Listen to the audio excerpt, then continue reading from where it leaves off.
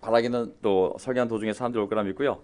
어쨌든 참 어려운 가운데 남의 나라 가서 진짜 그 복음을 전한다는 것은 보통 어려운 일이 아니거든요. 또 하나님이 주신 은사와 또 마음과 환경이 안 되면 어려운 겁니다. 또 이 시대 이때 또 하나님의 계획이 있어서 또 육교를 가서 또 먼 교회를 잘 돕고 또 앞으로도 더 그곳에서 미션의 일을 할 수 있도록 하나님이 또 인도하셔서 계속 또 할 것 같습니다. 여러분들의 많은 기도를 부탁드리겠습니다. 아멘. 자, 오늘 저는 로마서 말씀을 나눌 건데요. 자, 로마서를 통해서 오늘 설교 제목이 복음에는 하나님의 의가 나타나서라는 제목으로 오늘 하나님의 의에 대해서 딱딱한 제목이지만 정말 중요한 개념이거든요. 우리가 살아가면서 보통 정의 그러면 뭐 분배 문제, 사회적 정의, 약자와 강자, 정치적인 자유 이런 정의를 생각하지만 성경에서 얘기하는 의는 하나님의 의인 거거든요. 이 의를 이해하지 못하면 우리가 누구인지도 이해할 수가 없어요. 그래서 오늘 아는 개념이지만 구약을 통해서 또 신약을 통해서 또 제2 하나님의 의와 사람의 의, 하나님의 의가 만들어낸 의인, 그리고 그것의 반대편에 있는 불의, 또 그 불의가 만들어낸 악인과 죄인, 그리고 또 하나님의 의인에 대한 마음과 태도 이런 것들을 쭉 훑어보면서 우리가 누구인지를 다시 한번 생각하는 시간을 갖도록 하겠습니다. 자, 오늘 요점을 보게 되면요, 의인은 하나님을 믿고 순종하는 자, 그냥 착하게 사는 자가 의인이 아니라 아파트에서 초인종 눌러 불길 속에 사람 구한 사람이 의인이 아니라 성경에서 얘기하는 의인은 하나님을 믿고 그분께 순종하는 자, 하나님과의 관계를 맺고 그리고 하나님이 인정한 자라는 의미에서의 의인인 거거든요. 그래서 오늘 의인을 쭉 훑어볼 거고, 의로우신 하나님의 의로우심에 대해 성경은 많이 얘기하고 있어요.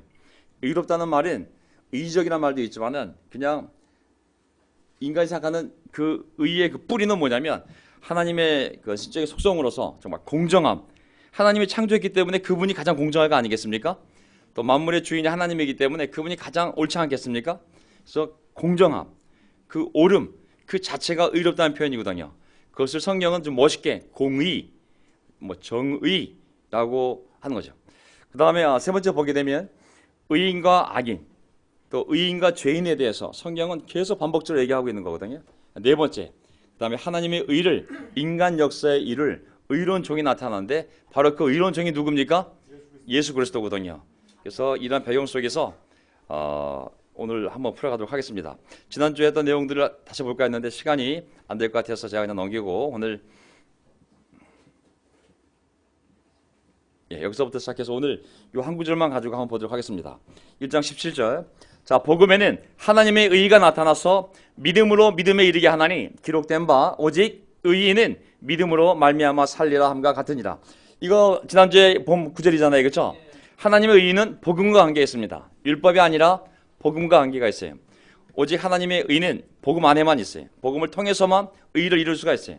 그래서 하나님의 의인, 하나님의 의에 의해서 하나님의 의인이 이 땅에 존재한다면 그 하나님의 의인은 반드시 믿음과 관계가 있어요.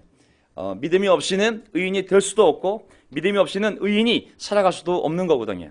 그래서 오늘 이 의, 하나님의 의, 또 하나님의 의인이라는 이 개념을 가지고 한번 성경에서 오늘 우리가 의인이잖아요. 이 시대에 하나님의 의에 의해서 우리가 의인이 되었는데 그걸 뭐 예수님의 제자, 예수님의 종 여러 가지로 부르긴 하지만 근본적으로 보면 우리는 의인인 거거든요. 의인.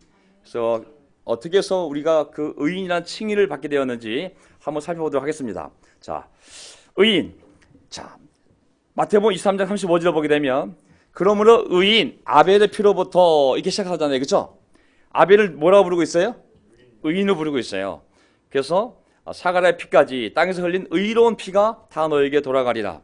이 피도 아벨이 흘린 피를 의인의 의로운 피라고 얘기하고 있잖아요. 의롭다는 표현이, 의인이라는 표현이 이 창세기 때부터 나오기 시작하고 있어요. 창세기 6장 9절을 보게 되면 노아의 족보, 노아의 역사를 얘기하면서 노아는 의인이요 라고 시작하잖아요. 그 어떤 것보다도 노아에 대한 표현은 첫째 의인이었다. 하나님과 관계 안에 있는 자요, 하나님을 믿고 순종하는 자요, 하나님이 인정한 자라는 의미에서 노아는 의인이었다라고 했거든요. 그는 하나님과 동행하였다. 7장 1절 보세요. 자, 여호와께서 노아에게 이르시되 너와 너 온 집안은 방주로 들어가라. 이 세대에서, 이 약한 세대에서 네가 내 앞에 의로움을 내가 보았습니다. 뭘 봤다 그랬어요? 그 의로움 봤다. 의로움, 의롭다, 의인 이란 개념이 계속 성경에 등장을 해요. 왜? 하나님이 그 사람들을 사용하니까. 그 사람들을 사용해서 자기의 계획을 만들어가기 때문에. 아브라함은 뭐라고 얘기하고 있을까요? 로마서 4장 3절에 보게 되면, 자, 성경이 무엇이라고 합니까? 아브라함이 하나님을 믿으니 하나님께서 그를 의롭다고 여기셨다. 아브라함을 뭐라고 여기셨어요? 의롭다라고. 그러니까 아브라함도 의인이잖아요, 그렇죠? 하나님이 의롭게 여겼으니까 아브라함도 의인이었어요. 바로 이 아브라함을 통해서 하나님이 그의 의로운 계획을 이루어가신 거죠. 베드로후서 2장 7절을 보게 되면 롯에 대해서도 이렇게 얘기하고 있어요. 무부한 자들의 음란한 행실로 말미암아 고통당하는 의로운 롯을 건지셨으니. 왜 롯을 건졌을까요? 하나님 보기에 의로운 자였던 거죠. 비록 가정교육은 실패했는지 모르겠지만 어쨌든 아브라함, 의인 아브라함을 쫓아서 조카로서 그의 믿음의 행보를 같이 하면서 그 믿음 공동체 안에 있었기 때문에 하나님 봤을 때 롯은 의로운 자였어요. 그래서 하나님이 롯을 구하기 위하여 아브라함 군대를 일으켜서 구하지 않습니까?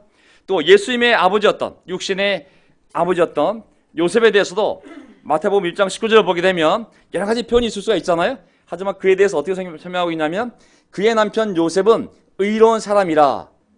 뭐라고 그랬어요? 의로운 사람이었다. 의인이었다고. 하나님은 이런 사람들을 사용해서 하나님의 의로운 계획을 이루어 가시고 그리고 많은 의로운 일들을 해나가시잖아요. 그렇죠? 우리도 이 시대의 의인입니다. 아멘. 아파트 초인종은 안 눌렀지만 불길 가운데 하나님 눈에 모든 죄를 용서함 받고 하나님 쓸 수 있는 의인들인 거죠. 자, 요셉이 태어났을 때 그 부모가 사가랴하고 엘리사벳이었잖아요. 그렇죠? 성령은 그들에서 뭐라고 표현하고 있냐면 누가복음 1장 5절 6절을 보게 되면 유대왕 헤롯 때에 아비야 조에 배속된 제사장으로서 사가랴라고 하는 사람이 있었다. 아시죠? 제사장. 그 안에는 아론의 자손인데 이름은 엘리사벳이다. 그러니까 사가랴와 엘리사벳 부부잖아요. 두 사람은 다 하나님 앞에서 의로운 사람이어서, 이거 아시겠죠? 주님의 계명을 잘 지켰다. 흠잡을 데 없이. 그들이 의인이었기 때문에 하나님 이 사람들을 사용해서 하나님의 아들 메시아가 올 소개자로서 바로 세례 요한이 태어나게 하지 않았습니까? 자, 그 다음에 예수님이 십자가 달려 죽으셨을 때 그 수많은 오전 9시에 매달려서 그 다음에 오후 12시에 전세가 깜깜해지고 3시에 운명하셨을 때 그때 백부장이 보고 내린 마지막 결론이 뭐냐면 이 표현인 거예요. 누가복음 23장 47절. 백부장이 그 된 일을 보고 하나님께 영광을 돌려 이르되 이 사람은 정녕 누구였도다? 의인이었도다. 의인. 이 사람은 누구를 얘기하고 있습니까? 바로 십자가에 달려 죽으신 예수님을 얘기하는 거거든요. 이게 한 줄이에요. 그에 대한 표현이 바로 의인이었도다. 자, 하나님의 의로우심에 대해서 이제 두 번째 포인트, 하나님의 의로우심에 대해서 한번 공부를 해보도록 하겠습니다. 하나님이 우리가 기도할 때 사랑이 많으시고 은혜로우시며 노하기를 더디하시고 한 번 품은 노를 영원히 품지 아니하시며 은혜와 사랑이 풍성한 하나님, 이게 하잖아요, 그렇죠? 하지만 의로우신 하나님이야말로 진짜 하나님의 가장 중요한 속성 중에 하나잖아요, 그렇죠? 의롭다는 것은 사람이 의롭기 전에 의로움 자체가 어디서 왔냐면 하나님에서 온 거거든요. 공정함 그 자체, 옳음 그 자체, 세상을 창조한 하나님이 기준이며 그 자체가 선이잖아요. 그게 바로 righteousness라는 단어예요. 이게 이제 히브리어로는 제다카, 헬라어로는 디카이오스. 이게 이제 계속 반복이 되는 거거든요. 자, 이 단어를 좀 이해할 수 있도록 풀어서 자꾸 많은 데이터를 주면 느낌을 받아보세요, 한번. 의례가 뭐냐면 하나님이 옳다고 인정하실 만한 상태를 말한다. 어떤 사람이 의롭다는 건 뭐냐면 하나님이 봤을 때 옳다고 인정하실 만한 관계 안에 있는 사람인 거예요. 하나님 안에서. 그게 의로운 사람인 거예요. 두 번째, 한 사람이 하나님 앞에서 마땅히 있어야 하는 그 상태, 그게 의의 상태인 거예요. 어떤 사람이 의롭다는 건 뭐냐면 의의 반대는 불이에요. 불의, 불의, righteousness, unrighteousness, just, unjust잖아요. 그러니까 하나님 관계에 있는 사람이 의로운 사람이라면 하나님 관계에 있지 않은 사람이 불의한 사람이잖아요. 그러니까 하나님 앞에서 마땅히 있어야 할 그 상태에 있는 것, 그게 하나님의 의예요. 그리고 하나님께 받아들여질 만한 상태, 하나님의 자녀로서, 하나님이 자기의 백성으로서 받아들여질 만한 상태에 있는 게 또한 의로운 거예요. 의로운 거. 좀 더 구체로 가면 하나님의 명령을 잘 준수하는 것도 의롭다는 표현해 줄 수가 있어요. 또 죄와 관계없는 상태, 죄를 다 용서함 받고 깨끗이 있는 상태가 또한 의로운 상태로 얘기할 수 있는 거예요. 그래서 경건하다, 정직하다, 그리고 똑바르다, 진실되다. 이런 구체적인 표현들이 바로 하나님과 의로운 관계 안에 있는 사람, 하나님이 의롭다고 일컬은 사람, 그 의로운 삶을 사는 사람이라고 얘기할 수 있는 것이죠. 자, 실제로 보면 우리가 몰라서 그렇지 성경은 계속 이 의를 얘기하고 있거든요. 사실 하나님의 의. 왜 하나님이 아브라함을 선택했냐면 창세기 18장 19절을 보게 되면 목적이 분명해요. 지난 시간에 하나님의 뜻, 하나님의 목적, 하나님의 계획을 말씀드렸는데 하나님이 왜 아브라함을 택했냐면 18장 19절 내가 그로 아브라함으로 그 자식과 후손에게 명하여 여호와의 도를 지켜 하나님의 도를 지켜 길의 길, 살 길을 지켜 공의와 정의를 행하게 하려고 그를 택하였나니 이 공의가 뭐냐면 하나님의 의예요. 하나님의 의. 하나님의 그 의로움을 자신들에게 계속 가르쳐서 하나님과 계속 올바른 관계 안에 있도록 하나님이 원하는 그 상태 안에 있도록 그 후손들을 가르치도록 그를 택했다고 말씀하시는 거거든요. 하나님의 의를 빼면 구약이 존재할 수가 없어요. 시편 11장 7절을 보세요. 여호와는 의로우사. 제일 먼저 뭐라 그랬어요? 여호와는 의로우신 분이라고. 그러니까 어떤 일을 하겠어요? 의로운 일을 좋아하신다고. 당연하잖아요. 악인이 악한 일을 좋아하듯이 여호와는 의롭기 때문에 의로운 일을 좋아할 수밖에 없어요. 그러니까 그 의 가운데 한 성품이 정직이기 때문에 정직한 자가 그의 얼굴을 배우리다. 시편 119편 7절 보세요. 내가 주의 의로운 판단을 배울 때에는 정직한 마음으로 주께 감사하리이다. 하나님의 판단을 갖다 앞에 뭘 붙여놨어요? 형용사를. 의로운 판단이라고 했잖아요. 그렇죠? 그냥 판단이 아니라 하나님의 의로운 판단. 그래서 당연히 의로운 상태에 있는 정직한 마음이 하나님께 감사할 거라고. 119편 106절 주님의 의로운 규례들을 지키기로 맹세하고 굳게 마음을 정한나이다. 주님의 말씀 앞에 뭘 붙였어요? 의로운 말씀이라고 했잖아요. 그래서 의로운 규례들. 이게 하나님의 다 속성이에요. 그래서 하나님이 만드신 것들, 하나님이 만드신 말씀, 율법 앞에 의로운이라는 형용사를 붙일 수 있는 것이죠. 119편 123절 내 눈이 주의 구원과 주의 의로운 말씀을 사모하기에 그냥 말씀이 아니라 의로운 말씀. 하나님과 의로운 관계를 만들어주는 말씀. 사람들이 어떻게 의로운 상태에 있어야 되는지 알려주는 말씀. 어떻게 사람이 의롭게 살아야 되는지 알려주는 말씀. 그러니까 의로운 말씀인 거죠. 145편 17절 주님이 하시는 그 모든 일은 어떻다? 그분이 의롭기 때문에 그분의 생각도 의롭고 그분의 계획도 의롭고 그분의 목적도 의롭고 그분의 계획도 의롭고 그리고 이루어진 모든 일이 다 의롭다. 주님은 모든 일을 무엇으로 하신다? 사랑으로 하신다. 그래서 이게 우리가 그리스도교회들 이 연합의 원칙이잖아요. 모든 일은 사랑으로. 143편 2절 보세요. 하지만 이 하나님의 의와 사람의 의는 큰 차이가 있어요. 주의 종에게 심판을 행하지 마소서. 143편 2절 주의 눈앞에는 의로운 인생이 있어요? 없어요? 예, 우리 눈에는 스스로 의로운지 모르겠지만 하나님 눈앞에는 의로운 인생이 하나님의 속성인 이 의로운 인생이 하나도 없다고 시편은 또 고백하고 있습니다. 그렇기 때문에 성경을 보면 죄인 그다음에 악인이 등장하기 시작하는 거죠. 보세요.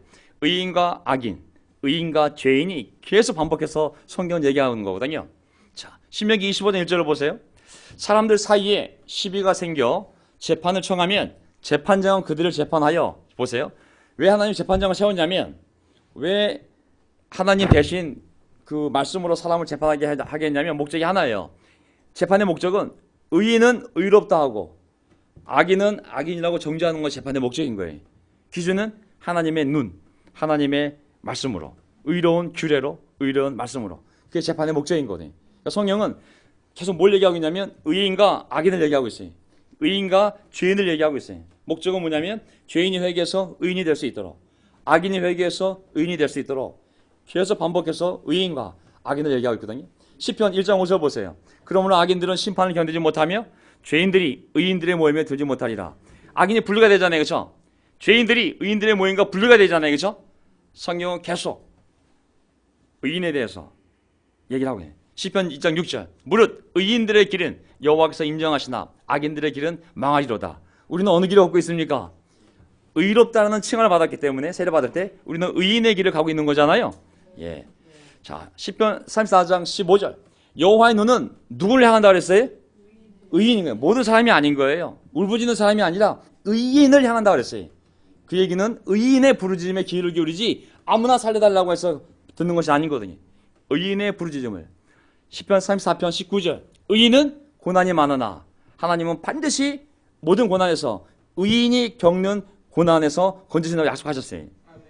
왜? 의인이기 때문에. 하나님의 사랑 안에, 하나님의 관계 안에 있는 자이기, 언약 안에 있는 자이기 때문에. 37장 17절 악인의 팔은 부러뜨리나 의인은 하나님께서 붙드신다.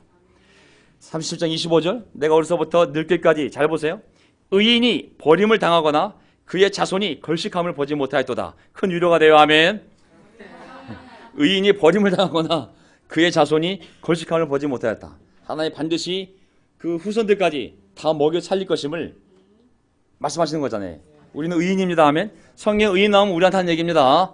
예, 우리는 세례받을 때 의롭다고 칭함받았기 때문에 로마서 그걸 얘기하는 거예요. 제가 로마서 1장 로마서만 보게 되면 거기에 간절한 설득이 있어요. 사도 바울에 아주 지배할 정도로 유대계에 빠져있는, 율법에 빠져있는 이 자기 동족들에게 너무 간절하게 이 의를 설명하는 거예요. 왜냐하면 그 사람들은 하나님의 의를 찾는데 율법을 지키고 할례를 받아야지만 의로워지는 줄 아는 거예요. 근데 무슨 이 바울은 아니야.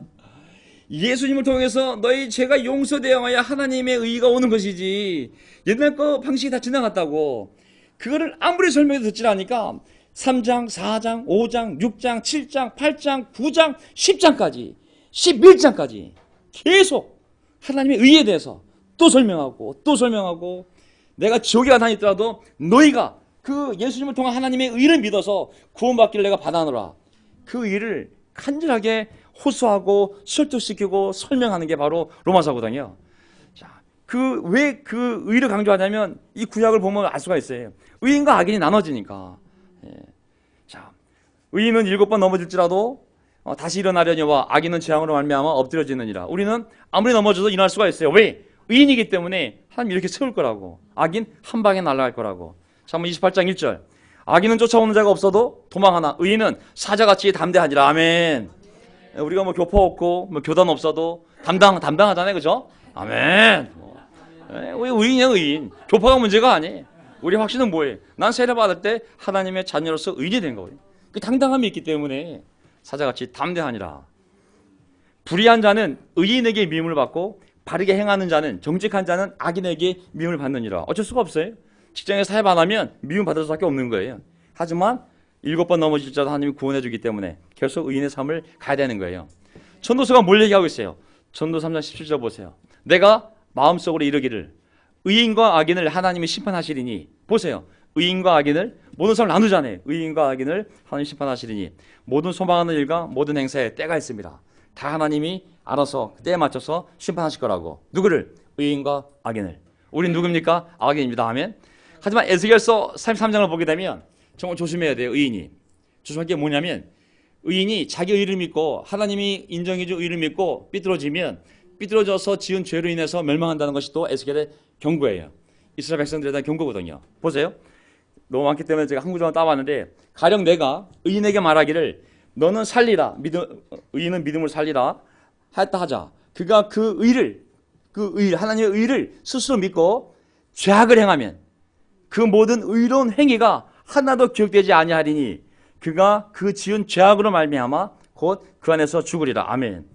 의인이 믿음으로 구원을 받았으면 계속 믿음으로 살아야 돼. 믿음을 잃으면 믿음이 두 가지가 있어요. 믿음의 내용이 공부했잖아요. 믿음이 사실에 대한 인정, 이성으로. 또 하나는 뭐냐면 우리 마음이 하나님에 대한 모든 사실을 인정하기 때문에 그분을 전적으로 신뢰하는 거, 의지하는 게 믿음이 두 번째 파트예요. 사람 믿음이 흔들리면 1번이 흔들리든지 2번이 흔들릴 수가 있어요. 1번이 뭐냐면 너무 상황이 어려울 때 야, 하나님이 계신 거야 안 계신 거야? 이거 정말 거짓말 아니야 이거? 왜 이렇게 악인이 잘 되고 이렇게 안 돼? 하지만 있다면 하나님 존재에 대한 의심이 바로 1번이 흔들리는 거야. 믿음. 2번 믿음은 뭐냐면 내 인생 다 먹겠다 두고 망할 일 있냐? 내 인생 내가 살아야 돼. 하나님 존재는 믿지만 나는 내 인생은 내가 살아야 돼. 난 그분을 전적으로 신뢰할 수 없어. 이게 2번의 믿음이 흔들리는 거거든요. 자, 어쨌든 그 믿음이 흔들리면서 그 의인이 죄를 지으면 네가 쌓았던 모든 의로운 행위가 다 사라진다고. 그리고 반복되어지는 그 죄악으로 말미암아 넌 죽으리라고. 제가 세례 받았는데요. 제가 20년 크리스찬이에요. 그 상관없다는 얘기. 반복적으로 죄를 짓게 되면 하나님 어느 순간 떠날 거고 그리고 악인으로서 심판을 받을 거라는 거거든요. 한 번 구원이 영원한 구원이 아니라는 것을 또 경고하는 거거든요. 자, 말라기에 보게 되면 말라기 3장 13절 보게 되면 말라기가 이제 구약의 맨 마지막 말라기가 예수님 모시기 전에 세례 요한전에 맨 마지막 예언자 말라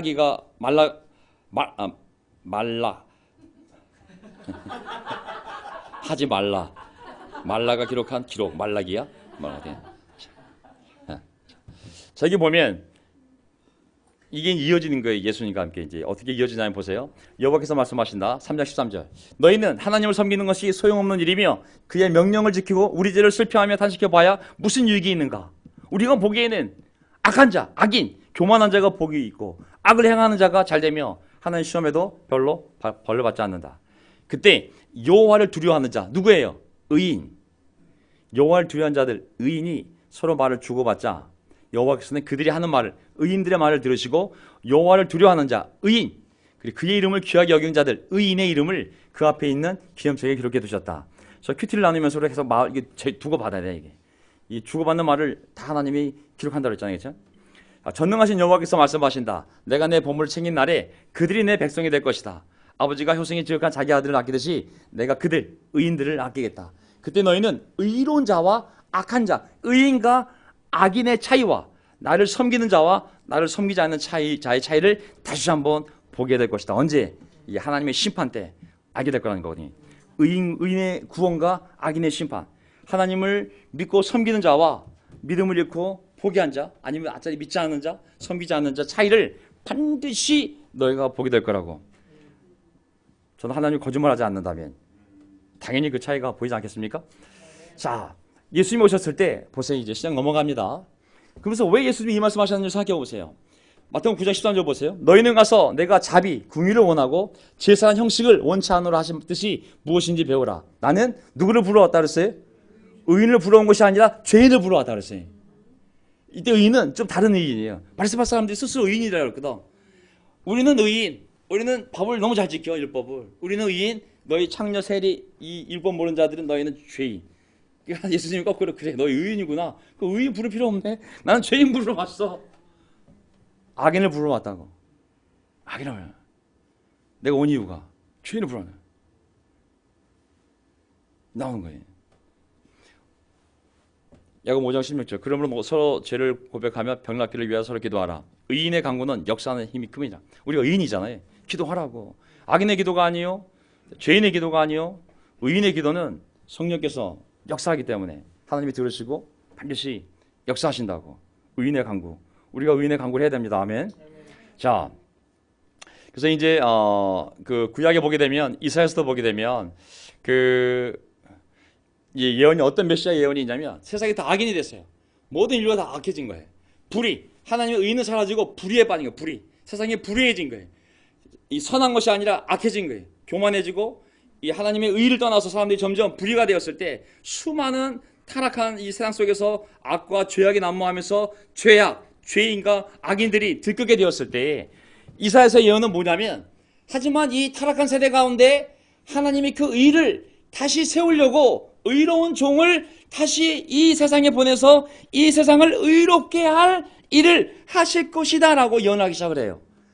이사야서 보게 되면 앞으로 메시아가 어떻게 되냐면 메시아가 이 땅에 오면 이사야 11장 4절 의, 공의, 하나님의 의로 가난한 자를 심판하며 정직으로 세상의 겸손한 자를 판단할 것이며 그의 입에 막대기로 세상을 치며 그의 입술의 기운으로 악인을 죽일 것이며 의, 공의로 그 허리띠를 삼으며 성실로 그의 몸의 띠를 삼으리라. 메시아가 와서 하나님의 아들이 와서 하나님의 의를 가지고 이렇게 세상을 심판하고 그리고 그 의를 가지고 하나님의 공의를 세울 거라고 약속하신 거거든요. 그래서 이사야 53장을 보게 되면 그 종이 하나님의 의로운 종이 하나님의 의를 세우기 위하여 이 땅에 왔을 때 의로운 죽음을 맞이하는데 그것을 어떻게 표현하고 있냐면 이사야 53장을 보세요. 그가 자기 영혼의 수고한 것을 보고 만족하게 할 것이라. 나의 의로운 종. 누굴 얘기하는 거예요? 예수 그리스도를 얘기하는 거잖아요. 고난당하는 종. 나의 의로운 종이 자기 지식으로 많은 사람을 어떻게 한다고 그랬어요? 의롭게 만들 거라고. 그들이 죄인이고 악인이지만 많은 사람을 의롭게 만들 거라고. 어떻게? 어떤 방법으로? 그들의 죄악을 친히 담당함으로써. 그러니까 죄인과 악인이 의인이 되는데 어떻게 이 의로운 종이 내 아들 할 거냐면 방법은 하나인 거예요. 그들의 죄악을 대신 담당함으로써 악인을 의인으로 만들고 죄인을 의인으로 만드는 하나님의 의를 세상에 세울 거라는 것이 바로 예수님에 대한 예언이었던 것이죠. 그래서 계속 구약에 보면 하나님의 의로운 종인 메시아가 와서 그 의로운 일을 할 거에 대한 사람을 의롭게 만드는 일을 할 거에 대한 예언이 계속 나오는 거예요. 예레미야 23장 5절 누가 문 열고 들어오네요. 그렇죠? 야. 자, 예레미야 24장 5절 보세요. 어떤 예언이 있냐면 여호와의 말씀이니라 보라 때가 이르니 내가 다윗에게 한 어떤 가지를 일으킨다. 어떤 가지? 의로운 가지인 게 그냥 가지가 아니라 예쁜 가지, 튼튼한 가지, 뭐 그런 가지, 의로운 가지를 하나님의 의를 이룰 가지를 이렇게 후손을 세울 거라고. 그가 왕이 되어 지혜롭게 다스리며 세상에서 정의와 공의를 행할 것이다. 아멘. 의의 의. 그분이 오면 온 세상을 죄악을 용서받게 함으로 말미암아 의로운 사람들을 만들 거라는 것이 바로 의로운 가지로 표현이 된 거예요. 그 반복인 거예요. 누구에게서? 다윗에게서. 말라기 4장 2절 보세요. 마지막 예언 보세요. 내가 내 이름을 경외하는 너희에게는 의로운 해가 떠올라서 어떤 해예요? 의로운 해인 거예요. 강렬한 해, 아름다운 해 이런 해가 아니라 의로운 해 떠올라서 치료하는 광선을 발할 것이니 너희는 외양간에서 풀려난 송아지처럼 뛰어다닐 것이다. 저는 제 인생이 이런 인생이라고 생각했어요. 왜냐하면 의로운 해는 바로 예수 그리스도를 얘기하는 거거든요. 치료하는 광선은 뭐겠어요? 예수 오셨을 때 뭐라고 그래? 자기를 나는 참 빛이라고. 난 빛이라고. 너는 어둠에 있다고. 그 빛이 세상에 쪼매 사람들이 그 빛을 알아보고 빛으로 나온 거잖아요. 저는 그 빛을 보고 나와서 정말 그 치료하는 광선을 맞아 제 영혼이 치료가 되고 치유가 되고 새로 태어나서 마치 외양간에서 풀려난 송아지처럼 뛰어다닌 인생이 지난 20년이라고 고백할 수 있어요. 전 제 영혼이 너무 자유로워졌고 치유가 되었고 정말 그 풀려난 송아지처럼 정말 이 진리 안에서 저는 마음껏 뛰어다니며 살아온 인생이 지난 20년이라고 저는 믿습니다. 아멘. 다 이 예언이 이루어진 거거든요. 그러기에 백부장이 아까 했던 것처럼 십자가에 달려 죽은 예수님. 하지만 그가 죽은 말미암아 하늘이 어두워지고 흑암에 쌓이고 폭풍이 일고 바위가 쪼개지고 죽은 사람이 살아나는 광경을 보았을 때 하나님께 영광을 돌려 이르되 이 사람은 정녕 누구였도다? 의인이. 의인 없나니 하나도 없지만 하나님이 이 세상을 의롭게 하기 위하여 죄인과 악인들을 의인으로 만들기 위하여 하나님의 자녀, 하나님의 관계 안으로 들어가기 위하여 한 의인을 보낼 건데 그 의인이 바로 누구였냐면 예수 그리스도였던 것이죠. 아멘. 야고보 5장 6절을 보게 되면 유대인들을 도전 줄 때 이렇게 도전을 줘요. 너희는 의인을 정죄하고 죽였으나 그는 너에게 대항하지 아니하였도다. 의인이 누구예요? 예수 그리스도를 얘기하는 거예요. 너희가 그 의인을 죽였다고.